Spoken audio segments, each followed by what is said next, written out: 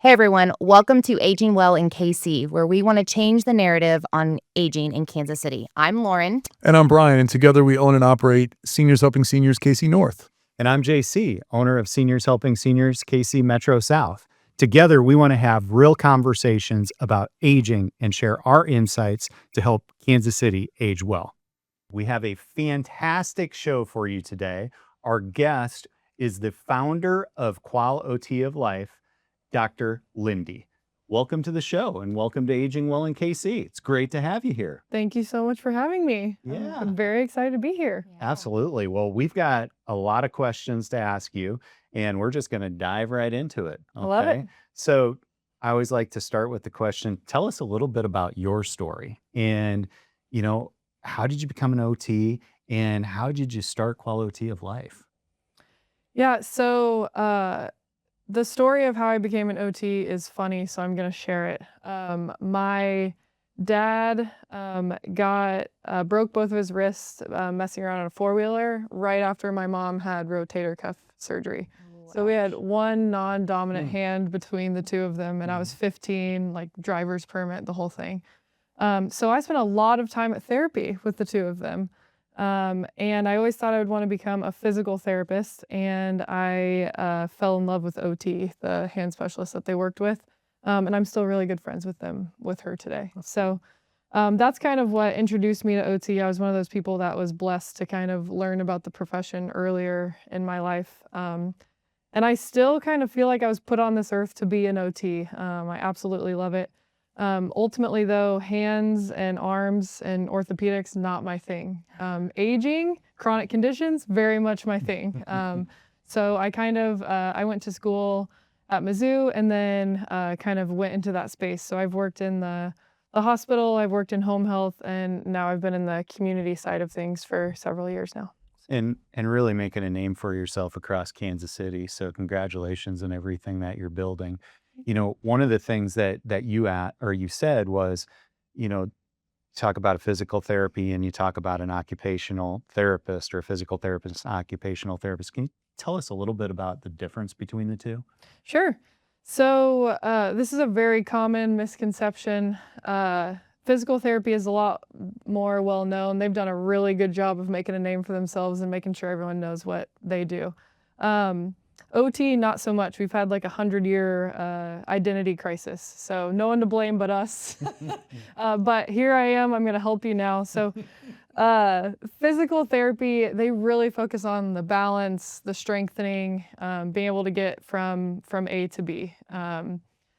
And OT cares about A to B, but we care more about function. So physical therapy is going to make sure that you can walk 30 feet, right? OT is going to make sure that you can walk to the bathroom and stand at the sink to brush your teeth. Pick up your grandkids if that's important to you.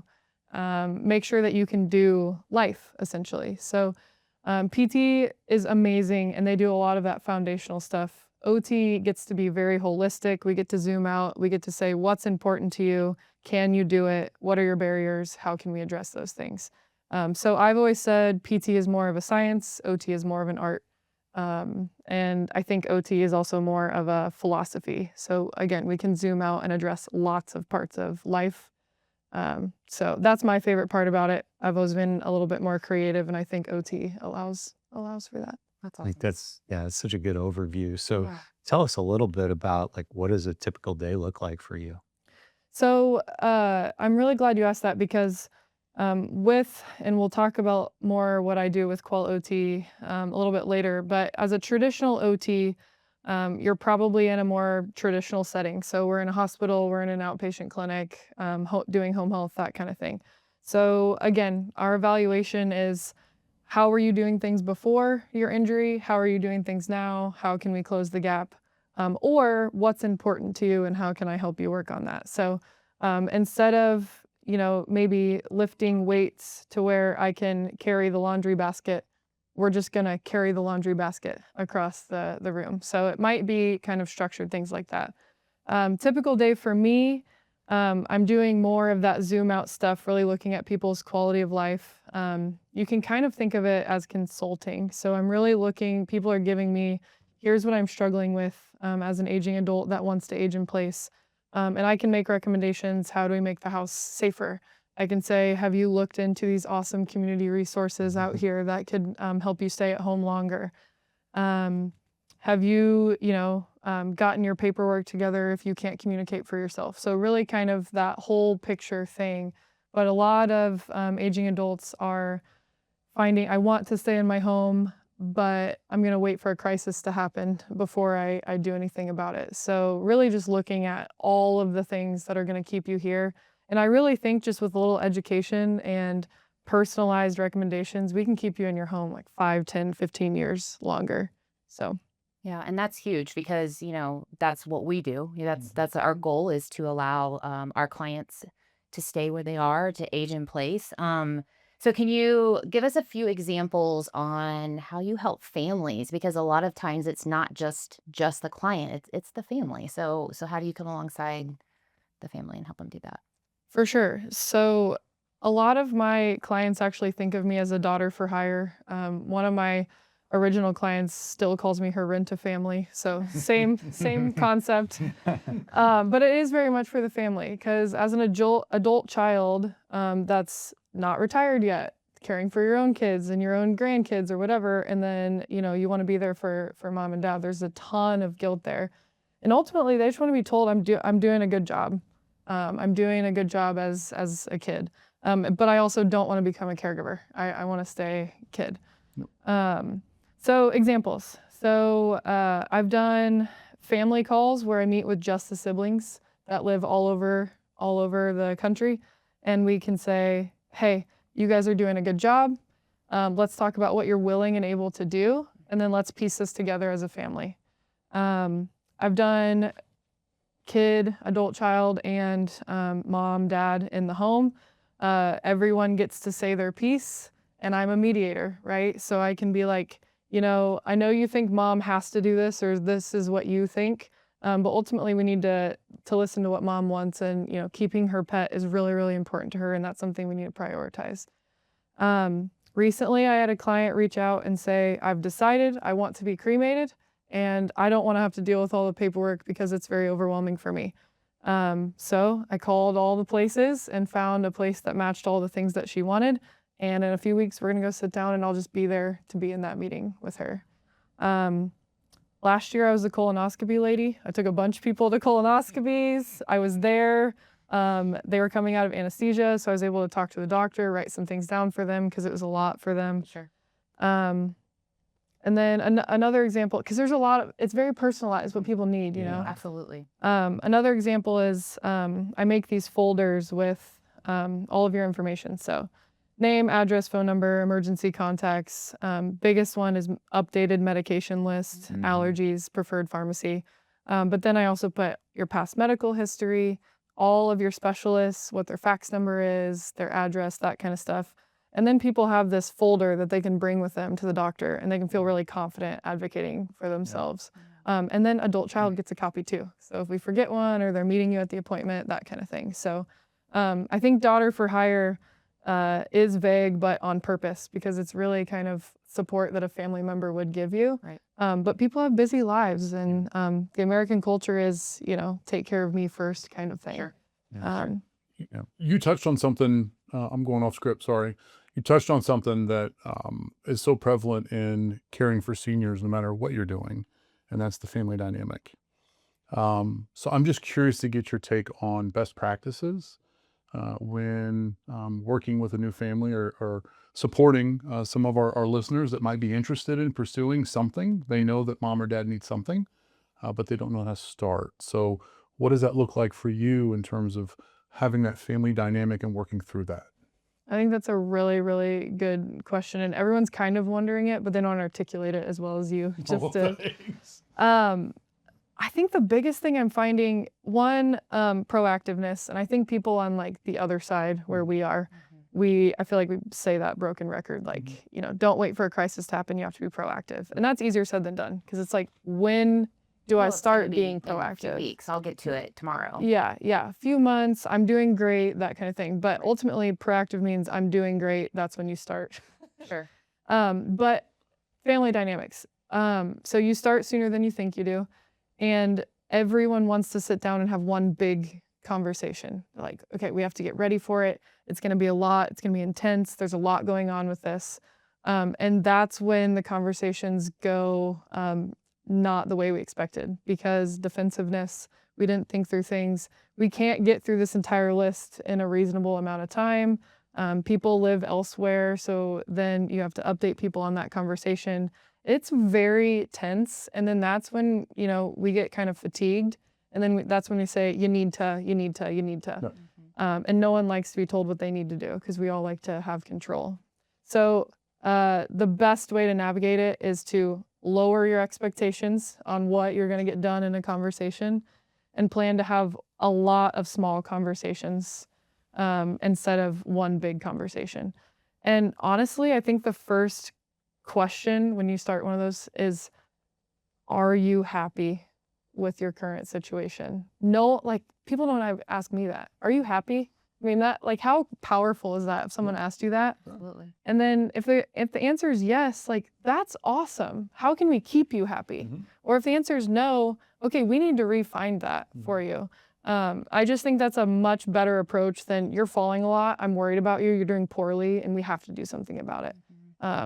So I think that will help families be more successful. That's with great. those That's great. conversations. Great advice. We always talk about keeping the focus on the loved one, at the end of the day, what matters most is we're all here collectively for mom or for dad or for grandma or aunt or whoever it is, right? So, and that's what the focus needs to continue to be on, is what's best for that person. And I think a lot of times that answer is probably going to shock some of the family members, Absolutely. because what they think mom's happy with is not really what mom is happy about. It's just maybe what looks easier for mom, but not like she really wants to have that dog again, but hasn't, So I think we know our family members, but we don't ask them those simple but hard questions. Yeah. What makes you happy? So That's a great question. yeah. So keeping in line with this theme, what's the biggest misconception people have about aging, just aging in general?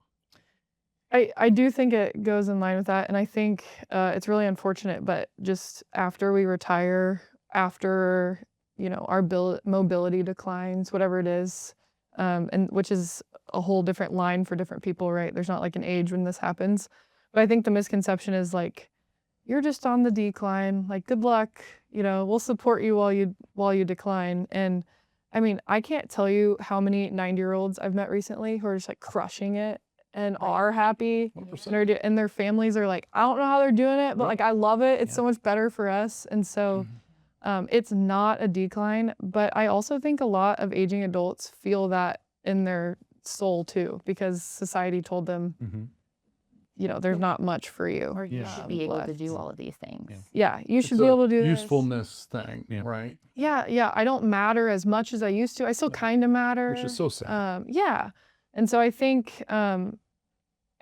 along those lines is everyone needs to accept things have changed throughout our life. So when we were younger, we needed mom and dad a ton. Then we went to school or started working, and then we had families. We had all those different needs, right? Then we needed mom and dad again. And then we retired, and so we had these different needs. We found new interests. And so those last few chapters of life, it's the same thing that's been happening throughout the lifespan, but we kind of struggle with that. We're like, well, it's over. It's not over. A lot of people ask me, it's kind of a funny question. I feel like, people are aging better. So what's old? And I'm like, what's the age? Because it used to be like 65, right? And like every 65-year-old I know is like crushing it still. So you're really not old. Like, I'm saying like 100 maybe, like, and so that's, again, goes back to, are you happy? Are you doing the things that matter to you? And then for my aging adults that are, kind of processing this, it's okay if you have to modify things in order to do the things that still make you happy. Because again, that's what we've been doing our entire life, just modifying it. Right. So Yeah. To that point, when we start with new clients, we always talk about we have two goals, two hopefully common goals, to keep you safe and help you to thrive in your home. So now let's create a process on what that looks like. How do we get you to that place where you're 100% successful in your home, you're safe, and then let's build that, right? So it sounds very much in line with kind of your absolutely. thinking. That's why I love you guys. And I think, I mean, with our model, right, seniors helping seniors is it's not just the clients, but it's also our caregivers. And you talking about the 65-year-olds that are crushing it, right? I mean, our caregivers, they crush it every day. Yep. And it's that relatability, it's the reliability that they have, life experience, caregiving experience. But how many times do you all hear, because I know we hear it all, hey, you've given me a sense of purpose, right? I've got a Absolutely. reason to wake up in the morning. And that's 100%. so, I think, just so important in the whole aging process. Yeah. Oh my gosh. The one constant in seniors, as we've talked about in previous episodes, is change. That's the one constant, unfortunately, is change. Whether it's change in community, change in church, change in family, family dynamics, change in location, whatever it is, the constant is change. So, if we can be the constant in their lives, showing up for them, working through family dynamics, and helping them thrive, then I think that's just more better for everyone involved, I guess. Mhm. So. Everyone wants a village, right? 100%. Absolutely. That's what I was just going to say. You have your caregiver come in, this consistent face, this supportive, consistent face who's coming in saying, you got this, you can do that. And they're not in there going, oh, mom, no, no, don't go down the stairs. No, it's like, let me help you down the stairs. I want you to continue to be amazing and do what you want to do. And so having that added layer of support just makes it just so much better. And then they're Mhm. able to, thrive. Like Brian said, that one word I think a lot of us forget. We're living, but we're supposed to be thriving when we live. We're supposed to be enjoying everything about our life. So how can we keep that at the center point? So when you talk about these families that you are helping and interacting with, and I know Brian and I know JC is on his side too, like we're helping family members too, but do you see anything in particular that families struggle with when they're walking through this with their loved one? Just Yeah, I think is kind of what I was going to follow up with what you just said. I'm finding, and I'm talking to a lot more adult children, because I'm kind of serving people that one maybe don't have that super strong village or family, right.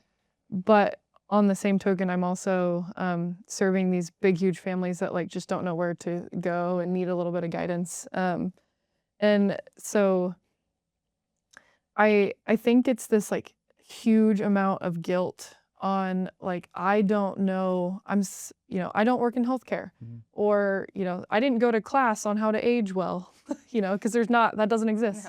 Not And at so all. we have, it's like, okay, I am supposed to be there for my family, my loved ones. I want to be there. I have no idea how to be there. I don't know the best way to be there. And so I'm just going to do my best, but there's no one telling me that I'm like doing it the right way.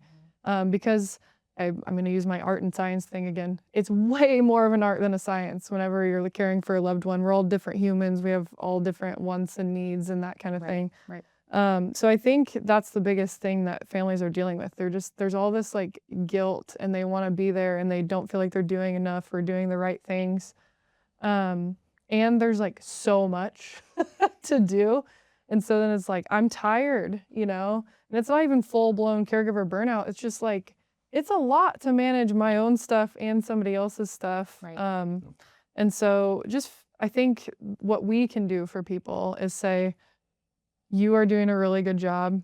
You're doing better than you think. I mean, I say that all the time to people, and oftentimes bring people to tears because that's genuinely all they needed to hear. Yeah.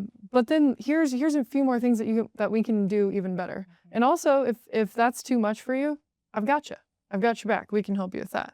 I think going back to kind of my OT experience, when you are working in the hospital and you have all these productivity standards and, insurance is driving a lot of things, you are just head down, you're seeing your 8 to 10 patients a day, right? And that's what you do, your documentation, and then you go home.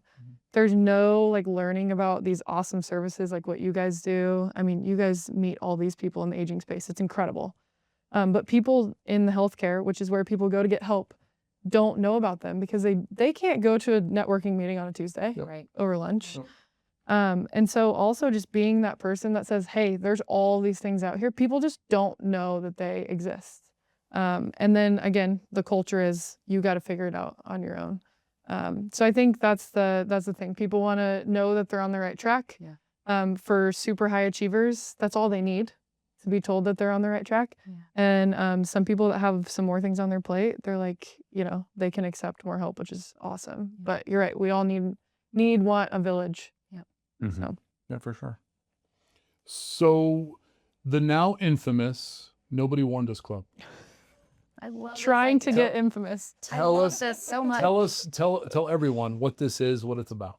Yes. So we touched on this, but I did what I thought was a focus group with a few of my mom's friends because I wanted to hear from adult children, what do you need from us? And I was like so excited to then share it with people that are in this space. And it just immediately turned into a support group. And I was like, whoa.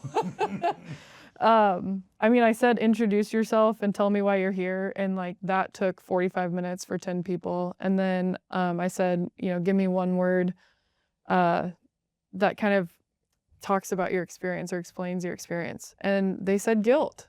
So this is partly where I've kind of run into this is it's this guilt that, and especially daughters, I think like we've got some awesome son caregivers, but these like firstborn daughters were like, they have to do it.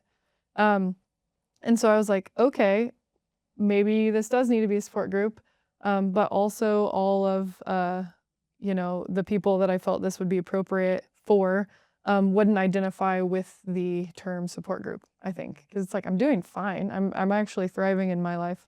And so that's where Nobody Warned Us Club came about because I said there's no class on how to age and nobody warned us. Like most people feel very blindsided by like, my mom was doing awesome. Like she's driving my kids to and from daycare and then she fell and now she's in the hospital. Like what is going on? And then I had no idea that there would be all this stuff. So this group is for that. So it always includes a workshop because I think education is extremely powerful. So something that I can give because I'm not giving, my parents are luckily doing well, they're young, that kind of stuff. So I'm not going to claim to like be in their shoes. So my part is to say, here's some stuff that we can think about along those lines of being proactive. Here's some education, that kind of thing. The other half of it is you guys chat, learn from each other, what works. But most of them didn't even get a bunch of stuff that works. They just were like, I'm not alone, which is such a good feeling. And to you're not feel talking mainly about the alone. sandwich generation, right? Yes. Yeah. Do you want to Yes. describe what that is, what that looks like? Because there's a lot of people that don't know And that fall into that that category. fall in that category and don't know that they're not alone. And that's very important. I think it's a very important topic to touch on. Yeah, sandwich generation. I'm taking care of my kids, grandkids on this end. Also trying to take care of my parents on this end. So I'm sandwiched between, and that really is it. I do though want to say I have a handful of people in this group that parents have passed away, so they've been through that process already. And what they're there for is to make sure that their kids are taken care of and they're doing as much as they can on their end, which how cool. That's amazing. I'm like, I told my parents like, you have to come for that. But that's empowering in itself too, For of like, sure. I'm doing everything I can. I went through it. It was very hard. There's no class. My parents did their best. I did my best. But now I'm going to do even better for my kids. And so I have kind of both. And then, I think the youngest person is 40. Her mom just had a stroke. So kind of like working through that. But then we have people on the far other end that are like, I'm really kind of thinking about my own aging and went through it with my parents. And if she's speaking to you, it's very important that you know, because we all fall in this category in some way, shape, or form, that you're not alone. And there are people, resources, everyone at this table that is living it currently or working in that space as well. And it's a very common and sometimes hard place to be because there's a lot of guilt associated with that, where you're raising your own family and trying your best to just get through the day to the next day. But in that same breath, you're also taking care of someone else, and it becomes extremely difficult to do, and that's okay. It's just, I think it's important that you know that's okay. Yeah, and I think it's important to expand on this conversation. So you've got your life, you've got your work life, right? Your family. How do you talk a little bit more about boundaries, right? And how you help, children set boundaries with the care that they're maybe providing for their parents. I am so glad you asked that. I often, when I talk to caregivers, I ask or I use the phrase, let's talk about what you're willing and or able to do. I think that's really important. And if they need to have that conversation privately with me and not with their loved one, I think that's also completely appropriate. But um, it's okay if you're like, I'm a business owner, I've got my own kids, like I want to give a lot to my parents, they've given a lot to me, but ultimately that's just like there's only so much I can do.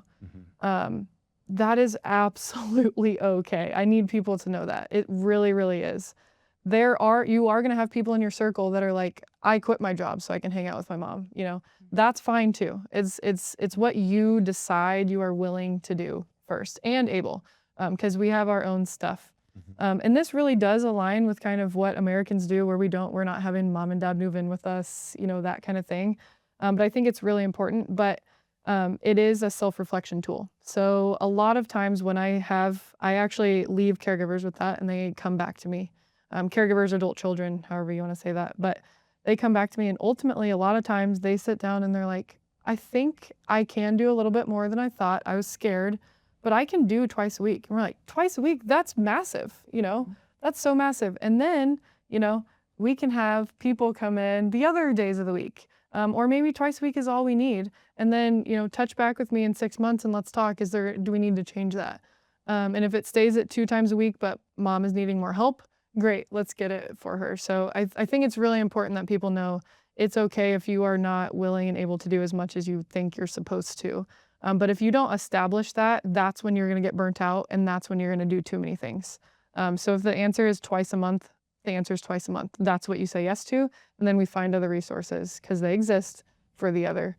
But I think people don't necessarily sit down and figure that out for themselves. So it can be really powerful. Then mom knows too, like expectations are set.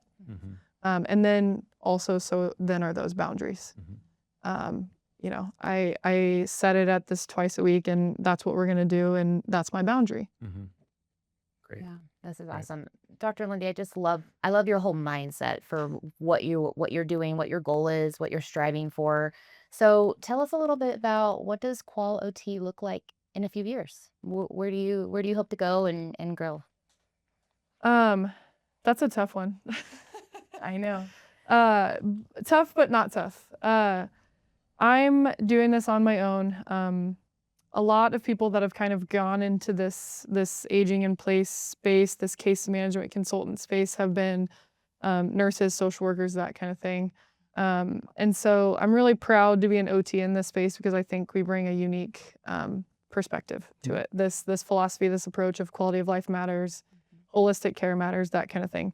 So I would like to have more OTs on board, but I have a friend who's a physical therapy assistant, and in my head, she's an OT. She's like the most functional PTA I've ever met. She could come aboard too if she wanted to. And I say that because it's the mindset, it's the philosophy. I just want our aging adults at the center of it. I want us to be problem solvers, creative solution people, and anyone that kind of fits that is who I'm looking for. So I would love to build my team so then we can serve more people. Ultimately, it really is about that philosophy. I like the medical background, but also I can teach people, and I can help support. So yeah, help as many people as we can, and go back to what we talked about at the beginning, which is that can we help people stay in their house 8, 10, 15 years longer, if that's what they want? Or can we get them to a place that they downsize and then, but I really, really think we can do it. It just takes some of that proactive planning. So yeah, I would like to touch more people in the metro.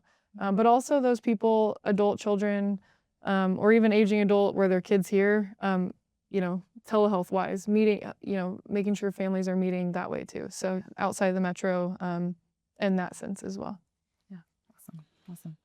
So visualize with me real quick. One of our listeners is in that kind of sandwich generation.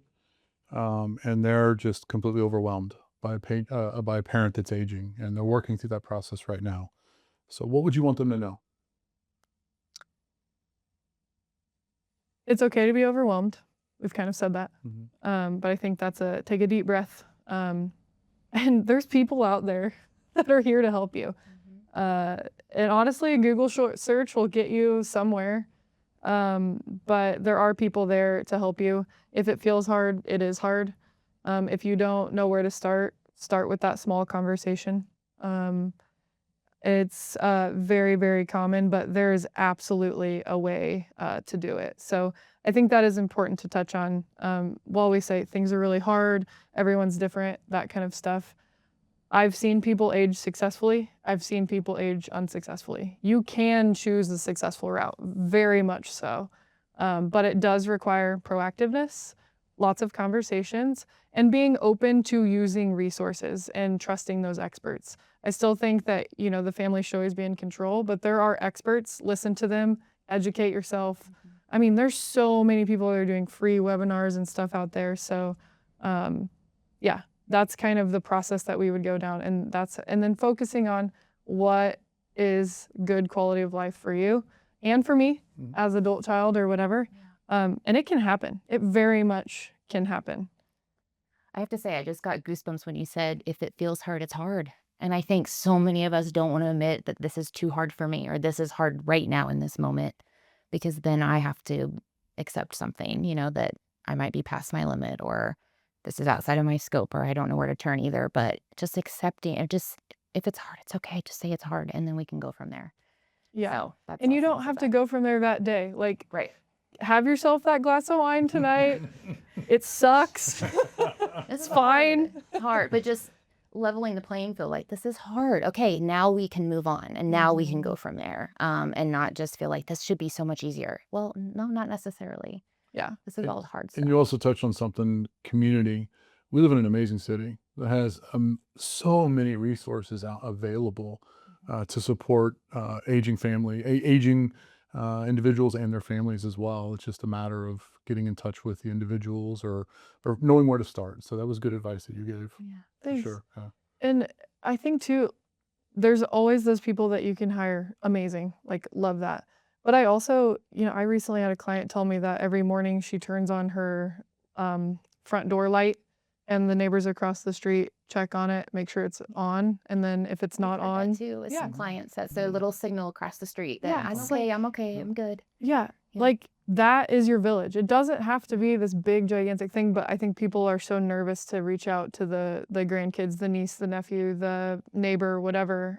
But you do need to do that at some point, or take it all on yourself, quit your job, and work on it all. You can choose that too, but ultimately, I wouldn't recommend it. Spread that stuff out, Sure. and then more social interaction with other people, and it's just that's what we all need and want. Yep. So yeah. That's great advice. Well, we were so excited to have you on as a guest to Aging Well in KC, and I think you just reinforced why you have made such a fantastic name for yourself across the Kansas City community. And, I think for myself and Lauren and Brian, just keep doing what you're doing and in caring for seniors. And it is really neat to see what you're building and what you'll continue to build. And so, for our guests, listeners that are out there, how do they get in touch with you? Thank you. Also, that was so Yeah. nice. I've been very, I was so pumped when you guys asked me to be here. So thank you. How do you get in touch with me? My phone number is 816-533-5743. If you're an email person, connect@qualOToflife.com. That's QUALOT and then oflife.com. That's also my website, www.qualOToflife.com. And it's right there on your shirt if they couldn't Yes, hear you. right here. There, Yes. there it is. I have been all of my services, as much as I can be, as much as I can try to speak to you, and I only say that because my services are very personalized. So I've got packages on my website, but if you're like, could you help with this? The answer is probably yes. Give me a call. Let's talk about it.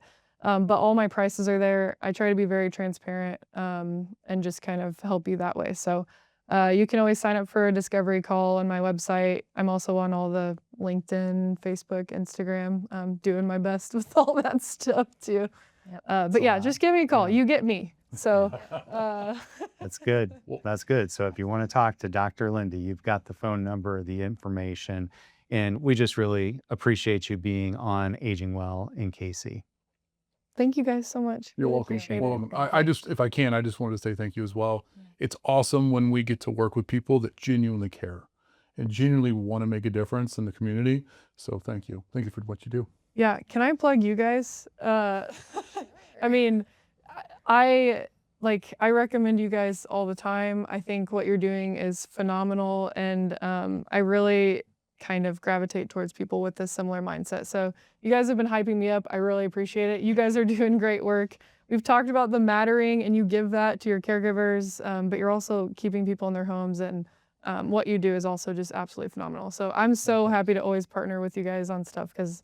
And I think, we help each other. We're helping these families. So We're all in together, supporting the community any way we can. yes. So So thank you so much for having me. I really appreciate it. welcome. Absolutely.